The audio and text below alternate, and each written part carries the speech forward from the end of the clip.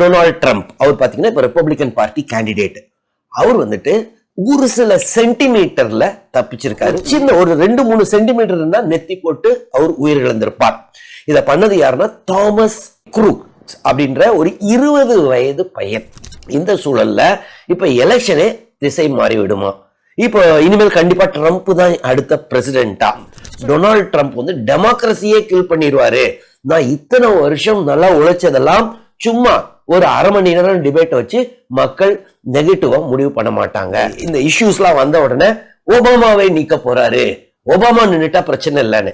USI பொறுத்தவரை 50 states இருக்குங்க.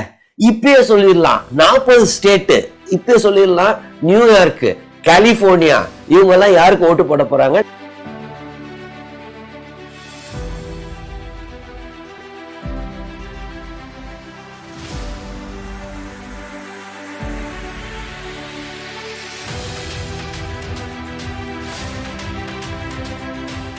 வணக்கம். இஸ்ரேல் ஜபசிங். யுஎஸ் பிரசிடென்ஷியல் எலெக்ஷனுடைய கேம்பெயின்ஸ்லாம் விறுவிறுப்பா போய்கிட்டு இருக்கு. பல திருப்பங்கள் நடந்துகிட்டு இருக்கு.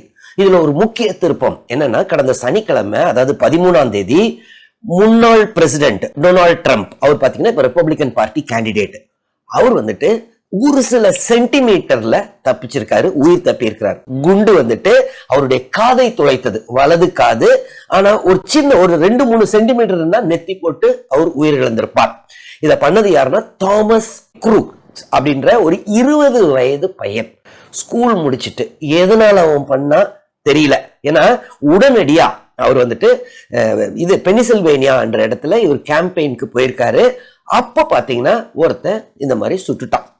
அப்புறம் உடனடியா அந்த சீக்ரெட் சர்வீஸ் ஏஜென்ட்ஸ் அவரை சுத்தி, ஏன்னா ஒரு முன்னாள் பிரசிடென்ட் இப்ப பிரசிடென்ஷியல் கேண்டிடேட்டுக்கு பிரசிடென்ஷியல் எலெக்ஷனுக்கு கேண்டிடேட்.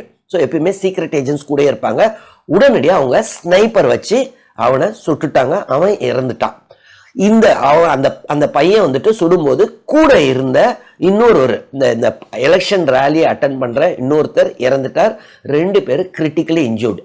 ஆனா பிரசிடென்ட் ட்ரம்ப் மட்டும் ஜஸ்ட் சென்டிமீட்டர்ஸ்ல தப்பிச்சிருக்கார். இந்த சூழல்ல இப்ப எலெக்ஷனே திசை மாறி விடுமா? இப்போ இனிமேல் கண்டிப்பா ட்ரம்ப் தான் அடுத்த பிரசிடென்டா? சோ இதெல்லாம் என்ன நடக்க போகுதுன்றத பத்தி தான் இந்த வீடியோல பார்ப்போம். முதல்ல என்னன்னா, ஆமா அவர் சுட்டதுக்கு அப்புறம் இப்போ அவருடைய ரேட்டிங் என்ன ஆக போகுதுன்னு தெரியல. ரிப்பப்ளிகன் பார்ட்டியை பொறுத்தவரை அவர் ஏற்கனவே அவர் தான் solid candidate. So Republican party ஆளுங்களும் அவருக்கு தான் ஓட்டு போட போறாங்க. இவருக்கு ஆப்போசிட் யாருன்னா தற்போதைய யுஎஸ் பிரசிடென்ட் ஜோ பைடன். அவர் டெமோக்ராட்டிக் பார்ட்டி கேண்டிடேட். இப்போ டெமோக்ராட்டிக் பார்ட்டி கேண்டிடேட்டான அவரு ஏற்கனவே பாத்தீங்கன்னா சில பிரச்சனைகள்ல இருக்கிறார். என்ன பிரச்சனை? முதல்ல பாத்தீங்கன்னா கடந்த இந்த டிபேட் அதை வந்து சொதப்பி எடுத்துட்டார். அதாவது 2 பிரசிடென்ஷியல் டிபேட்டுக்கு இந்த வருஷம் அக்ரி பண்ணியிருக்காங்க. ஒன்று பார்த்தீங்கன்னா ஜூன் 27 நடந்துச்சு, அட்லாண்டாவில் நடந்துச்சு நினைக்கிறேன். அதில் பார்த்தீங்கன்னா அவருக்கு குரலே வெளியில வரல. ஜோ பைடனால பேச முடியல, அப்பப்போ முணுமுணுக்கிறாரு. ஒரு கட்டத்தில் வந்துட்டு ட்ரம்ப்பும் 2 பேரும் டிவிக்கு டிபேட்ல ஆரம்பிப்பாங்க. ஸோ அந்த டிவி டிபேட்ல பார்த்தீங்கன்னா ட்ரம்ப்ல இன்னும் ஒரு அனாவசியமா சொல்லுவாரு. அவர் என்ன சொன்னாருன்னு எனக்கு புரியவே இல்லைங்க, அதே சமயத்தில் அவருக்குமே புரிஞ்சிருக்காதுங்க அப்படின்னு. ஸோ அந்த அளவு மோசமாயிருச்சு. இதை அவரே அடுத்த நாள் இதை அப்போ அக்செப்ட் பண்ணிட்டாரு. ஆமா ரொம்ப மோசமா பண்ணேன். ஸோ அவருக்கு இந்த வயதுல அவரால் ஹேண்டில் பண்ண முடியாது. அவருக்கு வந்து அந்த அளவு மனநிலை இல்லை. ஏன்னா இப்ப அவர் வயது 81. ஸோ அவரால் ஹேண்டில் பண்ண முடியல. அதனால அவர் ஸ்டெப் டவுன் பண்ணணும் அப்படின்னு அவருக்கு எதிராக நிறைய குரல்கள் அவருடைய பார்ட்டியில இருந்து வர ஆரம்பிச்சிருச்சு. நிறைய டோனர்ஸ், அதாவது டெமோக்ராட்டிக் பார்ட்டிக்கு டொனேஷன் கொடுக்குற பெரிய பெரிய ஆளுங்கெல்லாம் என்ன சொல்லிட்டாங்கன்னா, தயவு செய்து அவர் நல்ல மனிதர், டவுட்டே கிடையாது, ஆனா அவரு இருந்தாருன்னா கண்டிப்பா ட்ரம்ப் ஜெயிச்சிருவாரு. ஆனா அதனால எப்படியாவது ட்ரம்ப் தோக்கணும்னா உடனடியா அவர் ஸ்டெப் டவுன் பண்ணாதான் நல்லது அப்படின்னு நிறைய பேர், இல்லைன்னா நாங்க டொனேஷன் தர மாட்டோம்னு சொல்ல ஆரம்பிச்சிட்டாங்க. ஒரு சில செனட்டர்ஸ் அப்படின்னு சொல்லுவாங்க, இந்த மெம்பர்ஸ் ஆஃப் பார்லிமெண்ட் மாதிரின்னு வச்சுக்கோங்களேன். ஸோ அவங்க எல்லாமும் சொல்ல ஆரம்பிச்சிட்டாங்க, தயவு செய்து அவரை இறங்கணும் டெமோக்ராட்டிக் பார்ட்டில இருந்துன்னு. ஆனா இன்ன வரை அவரை பொறுத்தவரை இல்ல நான் தான் இருக்க போறேன், நான் அன்னைக்கு சொதப்பிட்டேன், ஆனா அந்த அரை மணி நேரமோ 1 மணி நேரமோ என்ன டிசைட் பண்ணாது. மக்கள் என்னதான் ஏத்திருக்காங்க. என்ன ஒருத்தனாலதான் நான் ஒருத்தன் தான் இவரை டிஃபீட் பண்ண முடியும். டொனால்ட் ட்ரம்ப் வந்து டெமோக்ரஸியே கில் பண்ணிடுவாரு, நான் இத்தனை வருஷம் நல்லா உழைச்சதெல்லாம் சும்மா ஒரு அரை மணி நேரம் டிபேட் வச்சு மக்கள் நெகட்டிவா முடிவு பண்ண மாட்டாங்க, அன்னைக்கு எனக்கு கோல்டு இருந்துச்சு அப்படின்னு சொல்லிக்கிட்டு இருக்காரு. சரி, இதோட அது முடிஞ்சதுன்னா பரவாயில்ல. அதற்கு அப்புறம் என்ன ஆச்சு? அங்க பாத்தீங்கன்னா அடிக்கடி ஒப்பீனியன் போல் எடுப்பாங்க. சோ இந்த டிபேட்டுக்கு அப்புறமும் ஒப்பீனியன் போல்ல பெரிய டிஃபரன்ஸ் இல்லை. ட்ரம்ப்புக்கும் பைடனுக்கும் ஏற்கனவே ஒரு 1% தான். ஏன் காரணம் என்னன்னா, அங்க யூஎஸ்ல ஏறக்குறைய 50% பாப்புலேஷன் வந்து ஒன்னு ரிப்பப்ளிகன், ஒரு 25% ரிப்பப்ளிகன் பார்ட்டியில சேர்ந்தவர்கள், மிச்சம் ஒரு 25% டெமோக்ராட்டிக் பார்ட்டியை சேர்ந்தவர்கள். இவங்க எல்லாம் இவங்க தான் மோஸ்ட்லி ஓட்டு போடுறது. இவங்க என்ன பண்றாங்கன்னா பிரிஞ்சுதான் இருக்கிறாங்க. ஜோ பைடன் இப்படி பண்ணாலும் அவங்களால கண்டிப்பா ரிப்பப்ளிகன் ட்ரம்ப் தான் நாங்க ஓட்டு போடுவோம்னு சொல்ல மாட்டாங்க. சோ இந்த ஒப்பீனியன் போல்ஸ் எல்லாம் வந்துட்டு இன்னும் பெரிய டிஃபரன்ஸ் வரல அந்த டிபேட்டுக்கு அப்புறம். ஆனா அதே ஒப்பீனியன் போல்ஸே என்ன கேக்குறாங்கன்னா, நீங்க பைடனை வந்துட்டு ரீப்ளேஸ் பண்ணணுமானா எனக்கு 60% ஆமா அவரு வேண்டாம், ஆனா ஒருவேளை அவரு வர்சஸ் ட்ரம்ப்னா நாங்க பைடனுக்கு ஓட்டு போடுவோம்னு நிறைய பேர் சொல்றாங்க. ஆனாலும் ஒரு 1% 2% லீட்ல இப்பத்துக்கு ட்ரம்ப் இருக்கிறார். அது எப்போனா அந்த குண்டு துளைக்கிறதுக்கு முன்னாடி, அவர் காதுல குண்டு துளைக்கிறதுக்கு முன்னாடி இந்த சிச்சுவேஷன். சரி, இது ஜோ பைடன் வெறும் அந்த பிரசிடென்ஷியல் டிபேட்ல சொதப்பினார்ன்றதோட அதற்கு அப்புறமும் நிறையவே பண்ணியிருக்காரு. உதாரணத்துக்கு நாட்டோ மீட்டிங், நாட்டோ வந்துட்டு எல்லா உலக தலைவர்கள்லாம் இருக்கிறாங்க. அப்போ வந்துட்டு அவர் வந்துட்டு நம்மளுடைய உக்ரைன் பிரசிடென்டான ஜெலன்ஸ்கியை இன்ட்ரோடியூஸ் பண்ண போறாரு. அதனால எல்லாம் பாக்குறாங்க. ஜெலன்ஸ்கி அங்க நின்றுகிட்டு இருக்காரு. உடனே வந்துட்டு எப்படியாவது உக்ரைன் அந்த ரஷ்யாவை ஒழிச்சு கட்டிடணும், ஏன்னா ரஷ்யா ரொம்ப அநியாயம் பண்ணிக்கிட்டு இருக்காங்க, அதற்கு போராட்டத்துக்கு நல்லா நம்ம இவர் பண்ணிக்கிட்டு இருக்காரு. So welcome Ukrainian president Putin அப்படின்னு சொல்லிட்டாரு. Of Ukraine, who has as much courage as he has determination. Ladies and gentlemen, President Putin. யாரே உக்ரைன் பிரசிடென்ட் ஜெலன்ஸ்கியை புட்டின் சொன்ன உடனே எல்லோருமே அமைதியாயிட்டாங்க, என்ன ஆச்சு இவருக்கு அப்படின்னு. ஆனா கொஞ்ச நேரத்தில் அவர் உணர்ந்துட்டாரு, இல்ல நான் புட்டின் மேலேயே கான்சென்ட்ரேட் பண்ணிட்டு இருக்கேன்ல, அதனாலதாங்க புட்டின் வந்துச்சுட்டு டக்குன்னு பேச்ச மாத்தினாரு. President Putin is going to beat President Putin. President Zelensky, I'm so focused on beating Putin, we got to worry about it. Anyway, Mr. President, I'm better. You are a hell of a lot better. அதுக்கு அடுத்தது இன்னொரு வாட்டி என்ன பண்ணிட்டாருன்னா, அன்னைக்கு மீட்டிங்கோ இல்ல அடுத்த நாளோ வந்துட்டு என்னுடைய வைஸ் பிரசிடென்ட் வந்து எனக்காக நல்லா வேலை செய்யறாங்க, என்னுடைய வைஸ் பிரசிடென்ட் ட்ரம்ப் அப்படின்னு சொல்லிட்டாரு. Look, I wouldn't have picked Vice President Trump to be vice president, but I think she's not qualified to be president. அவங்களுடைய வைஸ் பிரசிடென்ட் யாருன்னா கமலா ஹாரிஸ். சோ ட்ரம்ப் போய் வைஸ் பிரசிடென்ட் சொன்னது ரொம்பவே சொதப்பல். இன்னொரு இப்ப இந்த குண்டு தொலைச்ச உடனே அடுத்தது அதை நல்லாவே ஹேண்டில் பண்ணாரு, அதுல டவுட் இல்ல. உடனடியா அவர் வந்துட்டு ட்ரம்ப்புக்கு கால் பண்ணி சொன்னாரு. அப்புறம் மக்களுக்கு எல்லாம் உரையாற்றினாரு, இந்த மாதிரிலாம் இது பண்ணாதீங்க, ரொம்ப பொலிட்டிக்கல் இது வந்து ரொம்ப இதா போகுது, இப்படிலாம் இருக்கக்கூடாதுன்னு நல்லா ஹேண்டில் பண்ணவரு ஒரு சொதப்பல் பண்ணாரு. கடைசியில இதெல்லாம் இந்த மாதிரி டிஃபரன்சஸ் எல்லாம் இந்த மாதிரி வயலன்ஸ்ல போக கூடாது, எல்லாத்தையும் பேட்டில் பாக்ஸ்ல நம்ம பாத்துக்கலாம்னு. We resolve our difference at the battle box.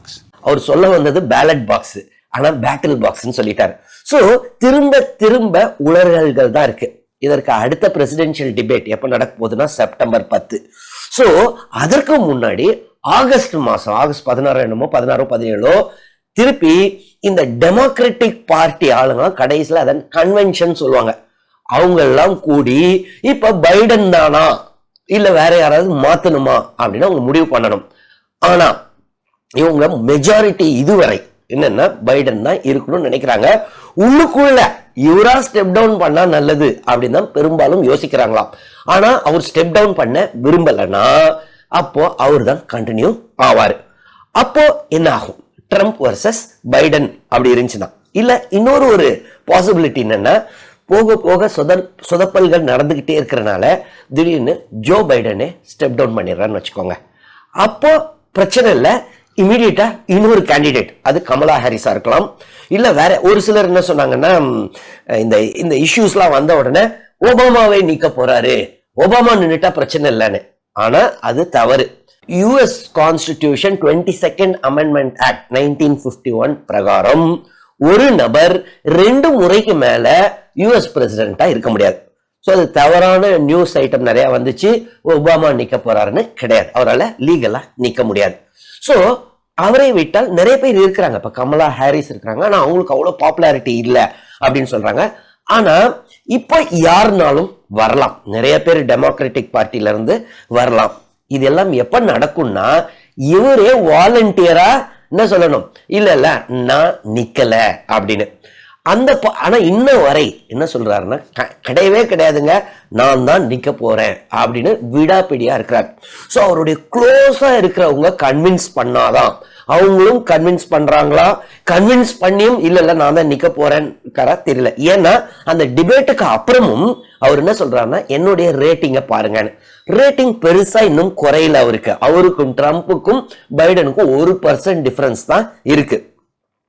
என்ன இவர் சொல்றாரு, கடந்த 4 வருஷம் என்ன ஜட்ஜ் பண்ணுவாங்க மக்கள், பாத்தீங்கன்னா ஓரளவு எக்கனாமியை நல்லாவே மேனேஜ் பண்ணாரு பைடன் அப்படின்னு தான் சொல்றாங்க.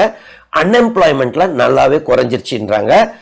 இந்த மிடில் ஈஸ்ட்ல கொஞ்சம் சொதப்புறாரு, இருந்தாலும் ஓரளவு ஏதோ ஹேண்டில் பண்ணிக்கிட்டு இருக்காரு அப்படின்றதான். சோ ஓவரால் ரொம்ப நெகட்டிவா எக்கனாமியை மேனேஜ் பண்ணல. ஷேர் மார்க்கெட்லாம் நல்ல உச்ச நிலையில தான் இருக்கிறான் யூஎஸ்ல. இன்ஃபிளேஷனும் அண்டர் கண்ட்ரோல். ஸோ இதெல்லாம் தான் கீ பேராமீட்டர்ஸ் அவங்க பார்க்கறது. ஸோ இந்த சூழல்ல அவருடைய ஸ்டாண்ட் என்ன, நான் தான் இருப்பேன். ஏன்னா அவர் டெமோக்ரஸிக்கு எதிரானவர். ஏன் டெமோக்ரஸிக்கு எதிரானவர் அப்படின்னு சொல்றாருன்னா, ஜனவரி 6, 2020 அதாவது ட்ரம்ப் அந்த எலெக்ஷன்ல நவம்பர் எலெக்ஷன்ல பாத்தீங்கன்னா ட்ரம்ப் தோத்துடுறாரு, ஜோ பைடன் ஜெயிச்சிடுறாரு.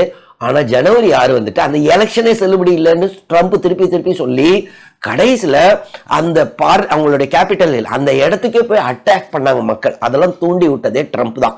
சோ அதுக்கு எதிராக நிறைய கேஸ் வர ஓடுது. சோ இவர் கண்டிப்பா எலெக்ஷன் இப்ப ரிசல்ட்ல அவர் தோத்தாலும் திருப்பி டெமோக்ரஸியா இது பண்ண போறாரு. அது இல்லாம ரொம்ப முக்கிய காரணம், இவர் ஒருவேளை திருப்பி பிரசிடென்ட் ஆயிட்டாருன்னா அதுக்கப்புறம் டெமோக்ரஸினே இல்லாம போயிடும் யூஎஸ்ல அப்படின்ட்டு அந்த பயத்தை வைத்து இவர் ஜெயிச்சுடுவார். அது ஒரு வகையில உண்மைதான். இன்ன வரைக்கும் ட்ரம்ப் என்ன சொல்றாருன்னா, சரி ஒருவேளை நீங்க தோத்துட்டீங்கன்னா அக்செப்ட் பண்ணுவீங்கன்னா அதை ஒத்துக்கவே மாட்டேங்கிறார் இன்ன வரை ட்ரம்ப். சோ அதுதான் ட்ரம்ப்புக்கு நெகட்டிவா போய்கிட்டு இருக்கு. ஸோ இதை வச்சு நான் ஜெயிச்சிருவேன். ஏன்னா இது டெமோக்ரஸி சும்மா ஒரு 30-40 நிமிஷம் ஸ்பீச்னாலும் முடிவாகாதுன்றது பைடனுடைய கூற்று. ஆனா ஏறக்குறைய ஒரு 40-50% மக்கள் அங்க நடுநிலையில இருக்கிறாங்க. ஒரு 50% கிட்ட இந்த party, 25% democratic party, 25% Republican party, அவங்க அதே இதுக்கு தான் போட போறாங்க. ஆனா மிச்சவங்க இருக்கிறாங்களே, அவங்க எப்படி டிசைட் பண்ண போறாங்க? இந்த மாதிரி பைடனுடைய சொதப்பலா இருக்கிறாரு, இவரால ஹேண்டில் பண்ண முடியுமா அப்படின்னு யோசிச்சா ட்ரம்புக்கு போயிடும். ஆனா ட்ரம்புக்கு ஓட்டு போட்டா ரொம்ப டெமோக்ரஸி இதாயிடும். அவர் ஏத்துக்கவே மாட்டார் எதையுமே, அவர் வைக்கிறதா சட்டம் அப்படின்னு ஒரு சிலர் நினைக்கலாம். சோ அது எப்படி போக போகுதுன்னு தெரியல. ஆனா முதல் இது என்னன்னா, ஒருவேளை இவரே வாலண்டியரா ஸ்டெப் டவுன் பண்ணிட்டா, அடுத்த கேண்டிடேட் நல்ல கேண்டிடேட்டா இருந்தா ட்ரம்ப்புக்கு பாசிபிலிட்டி கம்மி. இன்னொன்னு, இவர் இல்ல நான் தான் நிக்கிறேன் அப்படின்னா இன்னொரு பாசிபிலிட்டி இருக்கு. யுஎஸ் கான்ஸ்டிடியூஷனுடைய 25th அமெண்ட்மெண்ட் ஆக்ட் கிளாஸ் 4 பிரகாரம் வைஸ் பிரசிடென்ட், அதாவது இப்ப கமலா ஹாரிஸ் இருக்காங்க, அவங்க வந்துட்டு இவரு மனநிலை, யுஎஸ் பிரசிடென்டோட மனநிலை சரியில்லை அப்படின்னு முடிவு பண்ணா vice president along with majority of cabinet members இந்த செக்ஷன் 4 25th அமெண்ட்மெண்ட் பிரகாரம் பிரசிடென்டே ரிமூவ் பண்ணிடலாங்க. ரிமூவ் பண்ணிட்டு அவங்க பிரசிடென்ட் ஆகலாம். ஆனா அதை காங்கிரஸ் அப்ரூவ் பண்ணணும்னு வைங்களேன். பட் அந்த பாசிபிலிட்டி யாராவது யூஸ் பண்ணி அவங்க திருப்பி வேற யாராவது கேண்டிடேட் நிறுத்தணும்லாம் சொல்றாங்க. ஆனா இன்ன வரை அதுக்கு வாய்ப்பு இல்லை. ஏன்னா கமலா ஹாரிஸை பொறுத்தவரை சாலிடா சப்போர்ட் பண்றாங்க பைடனுடைய கேண்டிடேச்சரை. உள்ளுக்குள்ள எப்படி ரியாக்ட் பண்றாங்கன்னு தெரியல, கன்வின்ஸ் பண்றாங்களான்னு தெரியல. ஆனா வெளியே பொறுத்தவரை இல்ல ஜோ பைடன் அவர்கள் நல்லா தான் ஹேண்டில் பண்ணிக்கிட்டு இருக்காரு, அன்னைக்கு ஏதோ ஒரு சொதப்பல் நடந்துருச்சு அப்படின்றாங்க. சோ ரெண்டாவது பாசிபிலிட்டி இல்ல. மூணாவது இன்னொரு முக்கிய பாசிபிலிட்டி நடக்கிறதுக்கு என்ன இதுன்னா, அவர் ஸ்டெப் டவுன் பண்றதுக்கு அடுத்த டிபேட் பாத்தீங்கன்னா செப்டம்பர் 10th. செப்டம்பர் 10 மீண்டும் இப்போ ஏகப்பட்ட பிரஷர்ல இருக்கிறாரு பிரசிடென்ட். அதற்கு அப்புறமே சொதப்பல்கள் நிறைய பண்ணிக்கிட்டு இருக்காரு. இது தெரிஞ்ச அழகா ட்ரம்ப் அழகா கொஞ்சம் கிண்டி விட்டுட்டா செப்டம்பர் 10 மீண்டும் சொதப்பல் பண்றாருன்னு வைங்களேன். அந்த பிரசிடென்ஷியல் டிபேட்ல எல்லாம் பார்ப்பாங்களா? அதற்கப்புறம் வாலண்டியரா ஸ்டெப் டவுன் பண்ண வாய்ப்புகள் இருக்கு ஒருவேளை சொதப்புனா. இதே ஜோ பைடன் பாத்தீங்கன்னா 2020 கேம்பெயின் அப்போ அவ்வளோ நல்லா ஹேண்டில் பண்ணாரு இந்த டிவி டிபேட் அப்போ. சோ ட்ரம்பால ஒண்ணுமே பண்ண முடியல. ஆனா இப்ப அதே ஜோ பைடன் ரொம்ப ஒரு சரியில்லாம ஒரு கான்பிடன்ஸே இல்லாம ஹேண்டில் பண்றாரு. ஸோ செப்டம்பர் 10 மேலும் சொதப்படும். ஏன்னா அப்போ அவ்வளவு ப்ரெஷர் இருக்கும், உலகமே அவருடைய பேச்சை கவனிக்க போகுதுன்னு அவருக்கு தெரியும். ஸோ இந்த சூழல்ல செப்டம்பர் 10 ஒருவேளை ஏற்கனவே நடந்த அந்த ஃபர்ஸ்ட் டிபேட் மாதிரி பண்ணிட்டாருன்னா அவரே ஸ்டெப் டவுன் பண்ணா எஸ், அப்ப ட்ரம்ப் வர்சஸ் வேற ஏதோ டெமோக்ராட்டிக் பார்ட்டி கேண்டிடேட். அது எப்படி போகும்? சான்சஸ் இன்னொரு டெமோக்ராட்டிக் பார்ட்டி கேண்டிடேட் கூட மக்கள் சூஸ் பண்ணலாம். ஸோ இது ஒரு பாசிபிலிட்டி. சரி, இல்லைங்க ஜோ பைடனே நல்லா பண்றாரோ இல்லையோ அவரே தான் பிரசிடென்ஷியல் கேண்டிடேட்டா இருக்கிறாரு டெமோக்ராட்டிக் பார்ட்டிக்கு. இப்போ என்ன நடக்க போகுது? November 5 Trump versus Joe Biden, யார் ஜெயிப்பா? இப்ப யுஎஸ்ஐ பொறுத்தவரை என்ன பாத்தீங்கன்னா வேற மாதிரி பிரசிடென்ஷியல் எலெக்ஷன் அங்க எப்படி நடக்கணும்? ஃபர்ஸ்ட் ரெண்டு பார்ட்டிலையும் பிரைமரிஸ் அப்படின்னு சொல்லுவாங்க, இல்லைன்னா கேக்கசஸ். அதாவது அவங்க பார்ட்டி ஆளுங்களே ஃபர்ஸ்ட் ரிப்பப்ளிகன் பார்ட்டிலே ஒரு 10 பேர் போட்டிடுவாங்க, நானும் பிரசிடென்டா நிக்கணும், நானும் நிக்கணும்னு. அதெல்லாம் ஜெயிச்சு அந்த பார்ட்டி கேண்டிடேட்ஸ் எல்லாம் ஓட்டு போட்டு ஜெயிச்சு வந்தவர் தான் ரிப்பப்ளிகனுக்கு ட்ரம்ப். அதே மாதிரி டெமோக்ராட்டிக் பார்ட்டியில் நான் தான் பிரசிடென்டா நிப்பேன்னு சொன்னாங்க. அது கடைசியில இப்போ ஜோ பைடனை தான் தேர்ந்தெடுத்திருக்காங்க அவங்க பார்ட்டி. ஸோ இப்போ டிவி டிபேட்ஸ் வரைக்கும் வந்துருச்சு. இதற்கப்புறம் நவம்பர்ல அவங்களுக்கு பொதுமக்கள் எலெக்ஷன்ல ஓட்டு போடுவாங்க. ஆனா யுஎஸ்ஐ பொறுத்தவரை 50 ஸ்டேட்ஸ் இருக்குங்க. இப்பயே சொல்லிடலாம் 40 ஸ்டேட் இப்பயே சொல்லிடலாம். நியூயார்க், கலிபோர்னியா இவங்க எல்லாம் யாருக்கு ஓட்டு போட போறாங்க? டெமோக்ராட்டிக் பார்ட்டிக்கு தான் ஓட்டு போட போறாங்க. அது வந்து ப்ளூ ஸ்டேட்ஸ் அப்படின்னு சொல்லுவாங்க. சோ இந்த மாதிரி நிறைய ஸ்டேட்ஸ் இருக்கு, அதெல்லாம் கண்டிப்பா டெமோக்ராட்டிக் பார்ட்டிக்கு தான். ரிப்பப்ளிகன் பார்ட்டி இதெல்லாம் இப்பயே சொல்லிடலாம். உதாரணத்துக்கு நெப்ராஸ்கா, அலஸ்கா இவங்கெல்லாம் ரெட் ஸ்டேட்ஸ். ரிப்பப்ளிகன் பார்ட்டி தான் ஜெயிக்க போறாங்க. அங்க ஒரு கான்செப்ட் இருக்குங்க. 50 ஸ்டேட்ல 48 ஸ்டேட் வந்துட்டு வின்னர் டேக்ஸ் ஆல். அதாவது எந்த பார்ட்டி மெஜாரிட்டி வராங்களோ மொத்த சீட்டு அவங்களுக்கே போயிடும். இது எப்படி ஈக்குவலண்டா நான் சொல்றேன். இப்போ உத்தரப்பிரதேஷ்ல 80 சீட் இருக்கா? 80 சீட்ல அந்த எலெக்ஷன் நடக்கும்போது 50% மேல எலெக்ஷன் யார் லீட் பண்றாங்க அந்த பார்ட்டிக்கு 80 சீட்டும் போயிடும். ஆனா மக்கள் 50-55% தான் ஓட்டு போட்டிருக்காங்க. பீகார்ல 42 சீட் இருக்கு லோக்சபா சீட்ஸ். அப்போ மொத்த 42 ஒரு பார்ட்டிக்கே போயிடும். அந்த மாதிரி தான் அங்க நியூயார்க்கு பொறுத்தவரை 29 சீட்டு, கலிபோர்னியாவை பொறுத்தவரை 55 சீட்டு. சோ 55 ஓட்டுன்னு சொல்லுவாங்க. சோ அந்த மொத்த யாரு வின் பண்றாங்களோ மொத்தமும் அவங்களுக்கு போயிடும். சோ இந்த மாதிரி யூஎஸ் உடைய டோட்டல் நம்பர் எவ்வளவுன்னு பாத்தீங்கன்னா 538. சோ அதை டிவைடட் பை 2 + 1 போட்டா 270 சீட்ஸ், 270 ஓட்ஸ் அப்படின்னு சொல்லிக்கலாம். சோ 270 ஓட்டை யாரு ஜெயிக்கிறாங்களோ, எந்த பார்ட்டி ஜெயிக்குதோ அவங்க தான் அடுத்த யுஎஸ் பிரசிடென்ட். இப்போ ஏற்கனவே ரெட் ஸ்டேட்ஸ் நிறைய இருக்கு, ப்ளூ ஸ்டேட்ஸ் நிறைய இருக்கு. அப்ப டிசைட் பண்ண போறது எத்தனை? ஒரு 5-6 ஸ்டேட் தான் டிசைட் பண்ண போது அடுத்த யுஎஸ் பிரசிடென்ட் யாருன்னு. ஒருவேளை பைடன் வர்சஸ் ட்ரம்ப் அப்படின்னா அது பைடனா இருக்கட்டும், இல்லைன்னா நீங்க யாரை நிறுத்தினாலும் ஆட்டோமேட்டிக்கா யாரு கலிபோர்னியாவும் நியூயார்க்கும் அந்த சைடுக்கு தான் ஓட்டு போட போகுது டெமோக்ராட்டிக் பார்ட்டிக்கு. வின்னர் டேக்ஸ் எல்லா சீட்டும் அவங்களுக்கு போறப்போகுது. 2 ஸ்டேட்னு சொன்னால அந்த 2 ஸ்டேட் என்னன்னா நெப்ராஸ்கா, மெயின். இந்த 2 ஸ்டேட் மட்டும் எவ்வளவு ஓட்டு பர்சன்டேஜோ அத்தனை ஓட்டு போறோம். மத்த எல்லா ஸ்டேட்ஸும் 48 ஸ்டேட்டும் winner will take over all the vote numbers. அதான் அவங்க சிஸ்டம். சோ இப்போ இந்த 2 இல்லாம பர்பிள் ஸ்டேட்னு சொல்லுவாங்க ஒரு 5-6 ஸ்டேட். அது என்னன்னா இந்த 5-6 ஸ்டேட் இப்படியும் போலாம் அப்படியும் போலாம். சில டைம் அவங்க டெமோக்ராட்டிக் பார்ட்டிக்கு ஓட்டு போட்டுருவாங்க, ஒரு சில டைம்ல அதாவது மெஜாரிட்டி மக்கள். இப்ப உதாரணத்துக்கு இப்ப கலிபோர்னியா எப்பயுமே நான் ஏற்கனவே சொன்ன மாதிரி டெமோக்ராட்டிக் பார்ட்டிக்கு தான் போகுது. ஆனா அங்கேயும் நிறைய ரிப்பப்ளிகன் சப்போர்ட்டர்ஸ் இருப்பாங்க. ஆனா ஓவரால் பாத்தீங்கன்னா மெஜாரிட்டி 60%க்கு மேல டெமோக்ராட்டிக் பார்ட்டி சப்போர்ட்டர்ஸ். அதனால ஆட்டோமேட்டிக்கா அந்த மொத்த 55 ஓட்டும் மெஜாரிட்டி போன உடனே 55 டெமோக்ராட்டிக் பார்ட்டிக்கு பிறப்பது. சோ இந்த சூழல்ல இந்த 5-6 பர்பிள் ஸ்டேட் எப்படி மாறப்போகுது, ஸ்விங் ஆக போகுது, இதுதான் அடுத்த யுஎஸ் பிரசிடென்ட்டை டிசைட் பண்ண போகுது. சோ இந்த 5-6 ஸ்டேட்ல ஃபர்ஸ்ட் என்னன்னு பாத்தீங்கன்னா அரிசோனா. இது பாத்தீங்கன்னா இந்த மெக்சிகோ பார்டர்ல இருக்கிற ஸ்டேட். இந்த ஸ்டேட் ஒரு ஸ்விங் ஸ்டேட். அவங்க திடீர்னு டெமோக்ராட்டிக் பார்ட்டிக்கு ஓட்டு போடுவாங்க. போன 2020 எலெக்ஷன்ல டெமோக்ராட்டிக் பார்ட்டிக்கு ஓட்டு போட்டாங்க பைடனுக்கு. சோ அவர் ஜெயிச்சிட்டாரு. அங்க இந்த வருஷம் எப்படி இந்த எலெக்ஷன்ல எப்படி ஓட்டு போட போறாங்க? பைடனுடைய முக்கியமான ஒரு பிரச்சனை என்னன்னா, அவர் நல்ல எக்கானமியை மேனேஜ் பண்ணாரு, அதெல்லாம் இருக்கு. பட் இமிகிரேஷன்ல பயங்கர கோட்டை விட்டாரு. பைடன் பிரசிடென்ட் ஆனதுக்கு அப்புறம் இந்த இல்லீகல் இமிகிரன்ட்ஸ் அவங்க என்டர் ஆகுறது இந்த வழியா தான். சோ அது பாத்தீங்கன்னா பயங்கரமா ஜாஸ்தியா இருக்குன்னு டேட்டா சொல்லுது. இத ட்ரம்ப் திருப்பி திருப்பி சொல்றாரு, நான் இருந்தப்போ அவ்வளவு இது இல்ல இல்லீகல் இமிகிரன்ட்ஸ், இவர் வந்ததுக்கு அப்புறம் நிறைய பேர் வந்துட்டாங்க அப்படின்னு. சோ இது அவருக்கு ஒரு நெகட்டிவா போகுது. அதே சமயத்துல இந்த ஸ்டேட்ல தான் இந்த அபார்ஷன் அதாவது அபார்ஷன் வந்துட்டு விமனுடைய ரைட் கிடையாது, அபார்ஷன் அவங்க பண்ணவே முடியாதுன்னு ஆரம்பிச்ச ஸ்டேட். சோ அது பாத்தீங்கன்னா பொதுமக்கள் குறிப்பா விமன் மத்தியில பெரிய அதிருப்தியை கொண்டு வந்திருக்கு. அதை யார் பண்றது? ரிப்பப்ளிகன்ஸ். சோ ட்ரம்ப் அவங்க கன்சர்வேட்டிவ் பார்ட்டிங்க, ரைட் விங் பார்ட்டி. சோ அவங்க கொஞ்சம் லிபரலா இருக்க மாட்டாங்க. சோ அது வந்துட்டு இவருக்கு அகேன்ஸ்டா போகும் ட்ரம்ப்புக்கு. அடுத்த ஸ்விங் ஸ்டேட் பர்பிள் ஸ்டேட், அதாவது ரெண்டு சைடும் இல்லாது இப்படியும் போலாம் அப்படியும் போலாம், என்னதுன்னா மிஷிகன். மிஷிகனை பொறுத்தவரை நிறைய அரப் அமெரிக்கன்ஸ் இருக்கிறாங்க. அதாவது அவங்களுடைய ஆரிஜின் பாத்தீங்கன்னா கல்ஃப் கண்ட்ரீஸ்ல, அரேபியா சைடு. அவங்களாம் இப்ப அங்க யூஎஸ் சிட்டிசன்ஸா இருக்கிறாங்க. அவங்க ட்ரெடிஷனலா டெமோக்ராட்டிக்கு ஓட்டுக்கு போடுவாங்க. இன்னொரு ஒரு சைடு வந்துட்டு ரிப்பப்ளிகன்ஸ்க்கும் ஓட்டு போடுவாங்க. அரப்ஸ் இல்ல மத்தவங்க, இப்படி அப்படி ஸ்விங் ஆகிக்கிட்டே இருக்கும். இந்த சூழல்ல இவங்க இந்த அரப் அமெரிக்கன்ஸ் சாதாரணமா டெமோக்ராட்டிக் பார்ட்டியை சப்போர்ட் பண்ணுவாங்க. ஆனா இந்த முறை அவங்கள பயங்கர கோபமா இருக்கிறாங்க. ஏன்னா ஜோ பைடன் மேல அவங்களுக்கு கோபம். ஒழுங்கா அவரு இந்த காசால சீஸ் ஃபயரை கொண்டே வரல, பாலஸ்தீன்ல அப்பாவி மக்கள் நிறைய பேர் இருந்தார்கள், ஆனா இவர் அப்பவும் இஸ்ரேல தான் சப்போர்ட் பண்ணிக்கிட்டு இருந்தாரு. இன்டைரக்டா வேணா பிரஷர் கொடுத்துருக்கலாம், ஆனா டைரக்டா வெளியில தெரிந்தவரை ஒன்னும் பண்ணலைன்னா அவர் மேல அதிருப்தி அலை இருக்கு.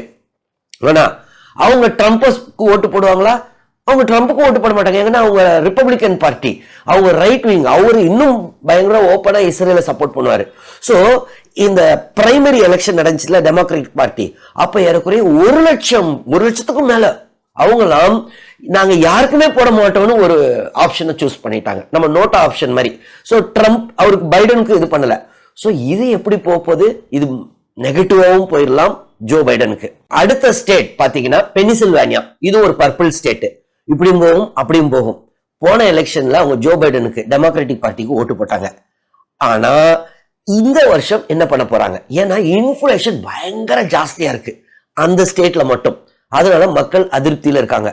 அதே சமயத்துல டெமோக்ராட்டிக் பார்ட்டிக்கு பாசிட்டிவ் என்னன்னா, ஜோ பைடன் வளர்ந்த இடம் பாத்தீங்கன்னா அந்த இடம் தான் பெனிசில்வேனியா. சோ அது அவருக்கு பாசிட்டிவ்.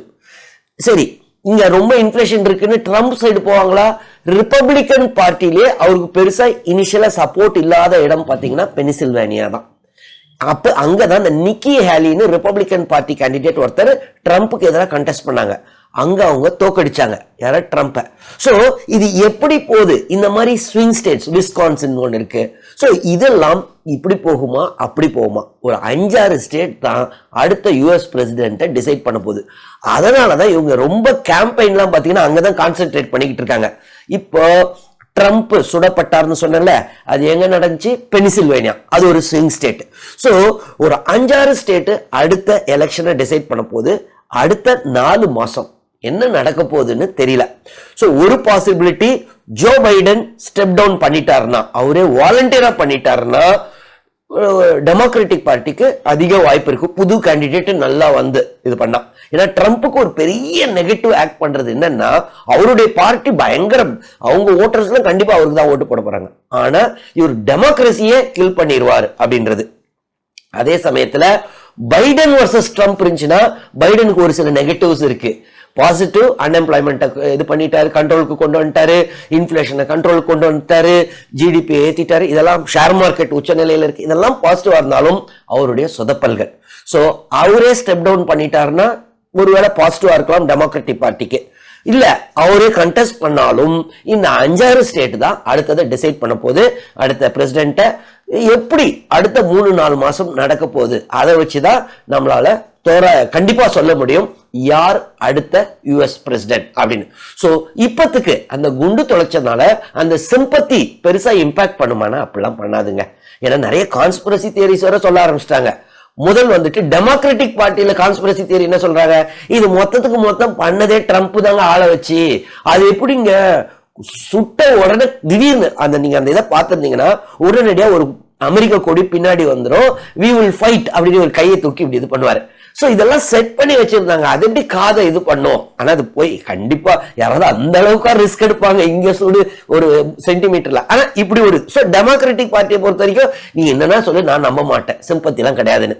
ரிப்பப்ளிகன் பார்ட்டியோடைய இது என்னது, கான்ஸ்பிரசி, இது மொத்தம் பண்ணது ஜோ பைடன் தாங்க ஆளை வச்சு பண்ணிட்டாரு.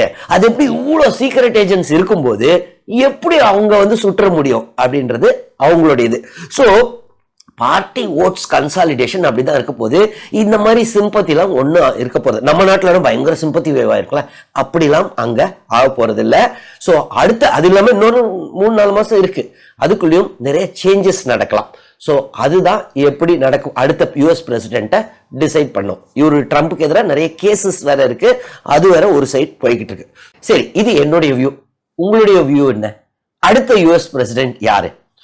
ட்ரம்பா, இல்ல ஜோ பைடனா, இல்ல இன்னும் வேற ஏதாவது கேண்டிடேட்டா? அதெல்லாம் பத்தி கமெண்ட்ஸ் எழுதுங்க. இல்ல ஜோ பைடனே ஸ்டெப் டவுன் பண்ணிடுவாரு, அதுக்கு பதில் வேற டெமோக்ராட்டிக் பார்ட்டி கேண்டிடேட் வரப்போறாருன்னு நீங்க நினைச்சீங்கனாலும் கமெண்ட்ஸ் எழுதுங்க. ஏதாவது டவுட்ஸ் இருந்தாலும் கமெண்ட்ஸ்ல எழுதுங்க, நான் கிளாரிஃபை பண்றேன். தொடர்ந்து இந்த சேனல் மூலமா சந்திப்போம். நன்றி, வணக்கம்.